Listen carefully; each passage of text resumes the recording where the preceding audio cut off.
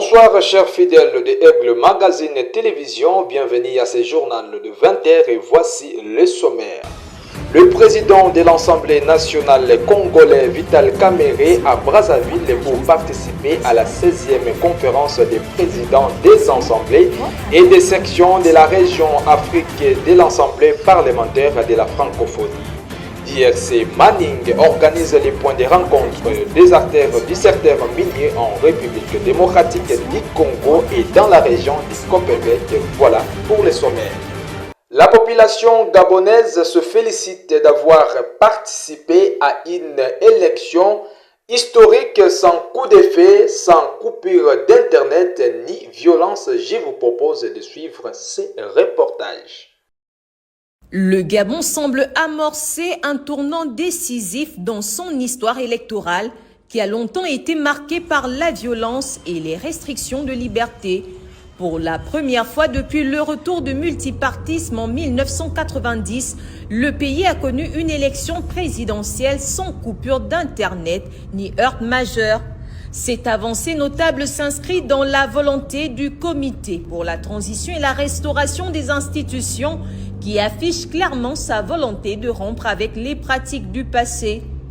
Durant plusieurs années, les élections au Gabon rimaient avec tension, fraude, violence, voire perte en vie humaine. Les scrutins de 2016 et 2023 en sont des exemples tragiques illustrés par des coupures d'internet totales, des violences inacceptables et un climat de peur généralisé. Mais ce mois d'avril 2025, le vent a tourné. Les Gabonais ont voté dans la sérénité et les résultats ont été proclamés sans chaos. Une nouvelle page de l'histoire du pays semble s'écrire. Le 12 avril 2025, jour de vote et le lendemain, jour de l'annonce des résultats. Les quartiers populaires tels que Rio, derrière la prison Cocotier, Kingele à Toabé, la Sorbonne ou encore les PK sont demeurés calmes. Aucun coup de feu, pas de pleurs ni scène de panique. Les habitants ont pu vaquer à leurs occupations en toute sérénité et même célébrer la victoire de Brice Clotaire Oligingema dans une ambiance festive.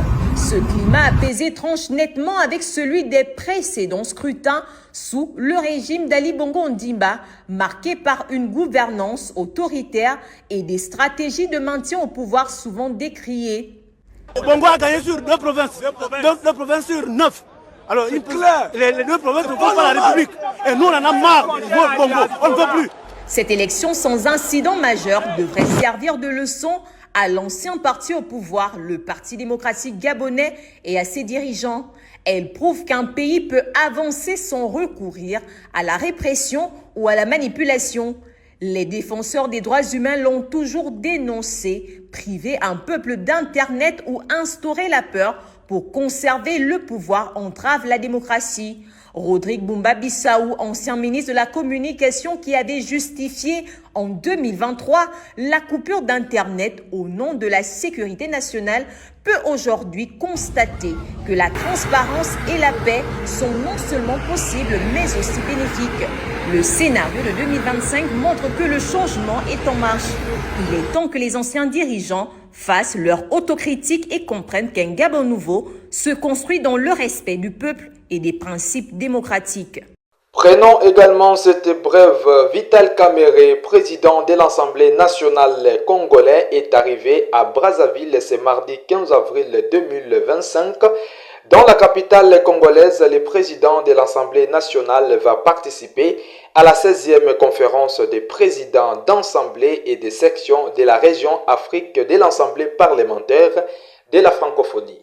Prenons à présent cette brève. La route reliant Chikapa et Kamonia dans la province d'Ikasaï est actuellement coupée en deux suite d'un ravin majeur. Cet axe vital pour les échanges commerciaux et agricoles est désormais impraticable, entraînant des conséquences économiques et sociales graves pour la région. Poursuivons ce journal avec ses communiqués. Les DRC Mining organisent les points de rencontre des artères du secteur minier en République démocratique du Congo et dans la région du Copperbeck.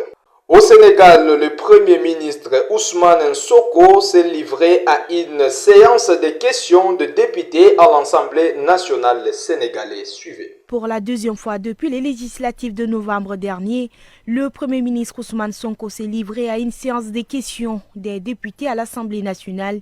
Une séance marquée toutefois par le boycott des 26 des 35 députés de l'opposition. Pas de grandes annonces, mais pendant 2h30 minutes, le chef du gouvernement et certains de ses ministres ont justifié les décisions de l'exécutif, alternant messages de fermeté et messages rassurants. En cette journée mondiale de l'art, la MONUSCO rend hommage à tous les artistes congolais qui, à travers leurs œuvres, portent la mémoire, défendent la paix et font vivre l'espoir. L'art est un vecteur puissant de dialogue et de résilience. Je vous invite également à suivre cet extrait de la MONUSCO.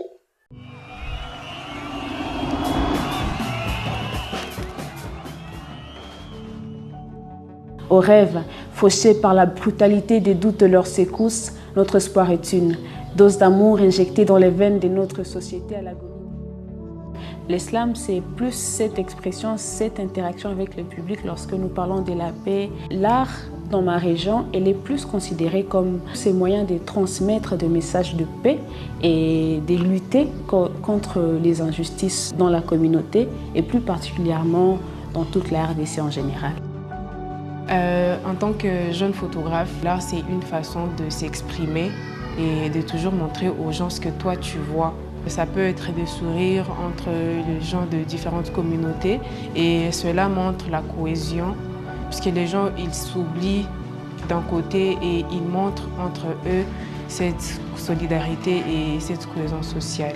Ainsi donc le festival Musika na Kipaji, dans sa logique d'organisation, c'est un rapprochement des peuples qui n'ont pas chaque fois l'occasion de se rencontrer autour d'une fête musicale, d'une fête de danse, d'une fête de peinture ou de photographie et qui peuvent communier à travers l'art, danser ensemble, chanter ensemble et être heureux ensemble. L'art se veut comme un élément d'équilibre.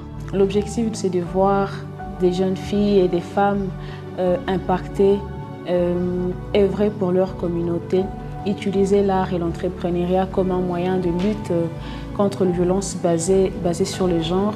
C'est un festival qui à la fois prône la cohésion sociale et la cohabitation pacifique et de partager une mission commune qui est la quête de la paix. Conflit au Soudan, un conflit passé sous les radars médiatiques ce mardi 15 avril 2025 marque le 2 ans de la guerre au Soudan entre l'armée et les forces de soutien rapide. 30 millions de personnes sont plongées dans une crise humanitaire majeure selon l'Organisation des Nations Unies. Suivez. 15 avril 2023. Après des semaines de tension, les paramilitaires des forces de soutien rapide lancent une offensive sur Khartoum, la capitale soudanaise. La rébellion menée par Mohamed Daglo, jusqu'ici numéro 2 du pouvoir, entend renverser le général Abdel Fattah al-Burhan à la tête du pays, qui une semaine plus tard promet une victoire rapide de l'armée. Nous allons surmonter cette crise, préserver la sécurité du pays, son unité et assurer une transition à un pouvoir civil. C'est pourtant le début d'une longue et sanglante guerre civile. L'armée soudanaise ne parvient pas à défaire les forces de soutien rapide, équipées en sous-main par les Émirats arabes unis. Sur le terrain, le groupe paramilitaire remporte plusieurs victoires. Il parvient à s'emparer des régions stratégiques du Darfour à l'ouest et du Kordofan au sud. Malgré les appels de la communauté internationale à des négociations et un cessez-le-feu, chaque trêve est immédiatement violée. En juin 2024, la Cour pénale internationale accuse les deux parties de crimes de guerre. Nous avons des preuves d'attaques contre les populations civiles et en particulier dans des camps de déplacés internes. Les Nations Unies s'alarment-elles du risque de famine dans le pays? Nous avons besoin d'un accès humanitaire rapide, sûr et sans entrave au Soudan par toutes les routes possibles pour faire face à la crise alimentaire en cours.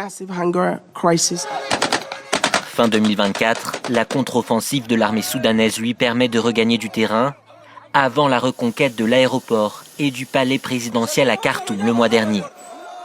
Alors que les combats se poursuivent, les civils, eux, manquent de tout et continuent à endurer la pire crise humanitaire en cours dans le monde. Selon l'ONU, le conflit a déjà fait des dizaines de milliers de morts et plus de 13 millions de déplacés. C'est un succès sans surprise tant qu'il a écrasé la scène politique gabonaise depuis le renversement d'Ali Bongo. Le 13 août 2023, Brice Clotaire Oligui Nguema a été élu président d'après les résultats provisoires, mais certains opposants dénoncent un système qui n'aura pas tant changé selon eux malgré la fin de la dynastie Bongo. Suivez. À Libreville, après la victoire d'Oligui Nguema, soulagement et renouveau ont été les premiers mots des soutiens du pouvoir après des décennies de domination des Bongos. Pourtant, le score impressionnant, plus de 90% des voix, laisse à certains opposants un goût amer. Jean-Rémy Yama n'a pas pu participer à cette élection et aujourd'hui la tristesse domine. Pour lui, le système en place au Gabon n'a pas vraiment changé. Nous qui avons applaudi ce coup de libération, nous sommes très très déçus. En tout cas, moi je suis déçu. C'est tout simplement une mise à jour d'un système qui a été réalisé. Puisque sur le terrain, ce sont les anciens barons du PDG, donc d'Ali Bongo déchu, qui étaient à la manœuvre. Il va jusqu'à raconter ce que des habitants lui ont rapporté, des bourrages d'urnes, et ce qu'il a vu lors du vote. Des achats de conscience ont été réalisés. Ça, je l'ai vu. C'est-à-dire l'électeur qui ramène sa carte d'électeur, prouvant qu'il est allé voter, il recevait entre 5 000 et 10 000 francs CFA. Du côté d'Alain-Claude Bilibinze, candidat crédité de 3% des voix, le ton est tout aussi dur. Les mécanismes du mensonge ont fonctionné comme une machine bien huilée. Bourrage d'urnes, suppression des suffrages des concurrents, privation des marges de manœuvre pour mes équipes, omniprésence d'un candidat soutenu par l'État, jusqu'à l'épuisement de la parole démocratique même. L'ancien Premier ministre annonce par ailleurs qu'il n'a pas de temps à perdre à contester officiellement les résultats. Du côté des observateurs internationaux, rien n'entache la crédibilité du scrutin. Mais c'est bien l'un des défis à venir de Brice Oligui Nguema, rendre crédible sa politique qu'il promet au service des Gabonais et ne pas retomber dans les travers de ceux qu'il a éjectés du pouvoir. Emmanuel Macron, le président français, s'est entretenu par téléphone avec Benjamin Netanyahu, lui réclamant un cessez-le-feu pour libérer les otages du Hamas. Il a également plaidé pour la fin du calvaire des civils de Gaza. Je vous propose de suivre ces précisions des correspondants de France 24. Suivez. Oui, un échange surprise, mais qui s'inscrit dans un contexte bien particulier. Il y a d'abord eu les propos d'Emmanuel Macron qui a annoncé, on s'en souvient, la semaine dernière, que la France s'apprêtait à reconnaître un État palestinien, probablement d'ici le mois de juin, dans le cadre d'une conférence internationale avec l'Arabie saoudite, des propos qui ont déclenché la fureur du gouvernement israélien. Le fils de Benyamin Netanyahou, Yair Netanyahou, qui prend souvent parti dans le débat public par le biais des réseaux sociaux, a carrément insulté le président français, et Benyamin Netanyahou avait fait part de son profond mécontentement. Ce coup de fil était donc censé apaiser les esprits. Le Premier ministre israélien a fait savoir et a répété ce qu'il avait dit à la presse, a fait savoir au président français bien que pour lui, la reconnaissance d'un État palestinien équivaudrait à une récompense à la terreur, à une récompense au Hamas qui a commis ces massacres du 7 octobre et qu'il mettrait de surcroît cet État palestinien en danger l'existence même d'Israël. C'est une opinion assez répandue ici, selon laquelle si un État palestinien devait s'établir à la fois à Gaza et en Cisjordanie, la Cisjordanie qui se trouve tout près des centres vitaux d'Israël, la première ville de Cisjordanie la plus à l'ouest est à 14 km seulement de Tel Aviv, eh bien cela deviendrait un État terroriste tout comme Gaza qui menacerait directement la vie des Israéliens. C'est la teneur de ce qu'a dit Benyamin Netanyahou cet après-midi à Emmanuel Macron.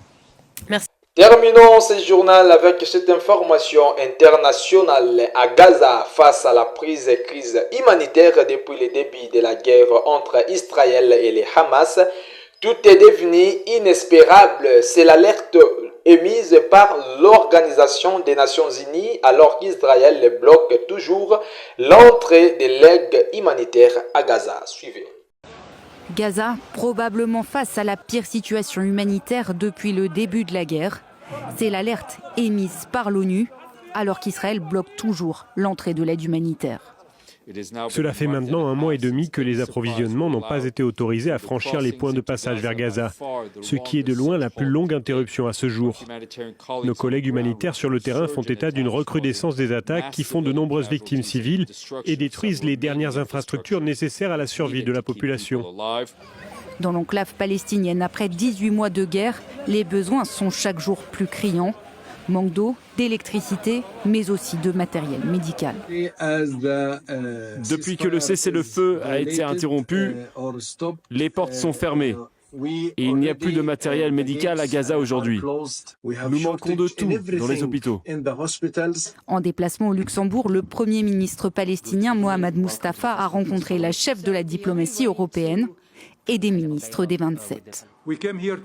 Nous sommes venus ici aujourd'hui non seulement pour parler de la tragédie, mais aussi pour agir en faveur d'une solution qui commence par un cessez-le-feu immédiat. Non pas comme une demande politique, mais comme une question de vie ou de mort. L'Union européenne s'est engagée à verser 1,6 milliard d'euros d'ici à 2027 pour aider Gaza et la Cisjordanie. Une somme versée à l'autorité palestinienne que les Européens veulent renforcer. Seul moyen de parvenir à la solution à 2 États que l'Union appelle de ses vœux, malgré l'opposition israélienne. Dernièrement, c'est Emmanuel Macron qui s'est attiré les foudres de Benyamin Netanyahou en évoquant la possibilité de la reconnaissance d'un État palestinien. Une volonté réaffirmée par le président français lors d'un entretien téléphonique avec Mahmoud Abbas. Il a également insisté sur la nécessité d'écarter le Hamas de la gouvernance de Gaza. Fin de ce journal, merci de l'avoir suivi. Abonnez-vous sur la chaîne Aigle Magazine Télévision et quant à moi, on se retrouve demain pour le nouveau journal.